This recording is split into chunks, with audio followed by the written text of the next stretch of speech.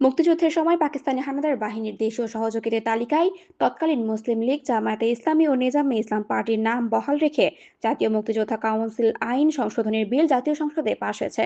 এতে জামায়াতের পক্ষ থেকে আপত্তি জানিয়ে বক্তব্য তুললেও তবে তাদের জোটসঙ্গী এনসিপি পক্ষ থেকে এই বিলের ওপর কোনো আপত্তি নেই বলে স্পিকারকে লিখিতভাবে জানানো হয়। বৃহস্পতিবার সংসদের বৈঠকে বিলটি উত্থাপন করেন মুক্তিযুদ্ধ বিষয়ক মন্ত্রী আহমেদ আজম খান। পরে বিলটি কণ্ঠভোটে পাশ হয়। জামায়াতে ইসলামের আমির ও বিরোধী দলীয় নেতা বিলের ওপর আপত্তি জানিয়ে দাঁড়িয়ে দীর্ঘ বক্তব্য দিলেও বিলের কোনো ধারায় তিনি সংসদ চান না তা উল্লেখ করেননি। ফলে স্পিকার তার আপত্তি বিষয়টি নিষ্পত্তি করতে ভোট দেননি।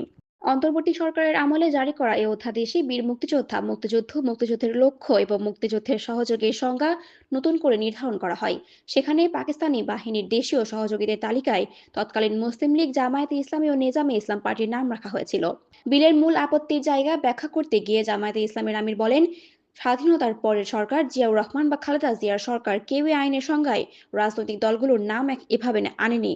তার ভাষায়, বিষয়টি প্রথমে শেখ হাসিনার আমলে এসেছে, পরে অন্তর্বর্তী সরকার সামান্য পরিবর্তন সহ সেই ধারাবাহিকতা রেখেছে।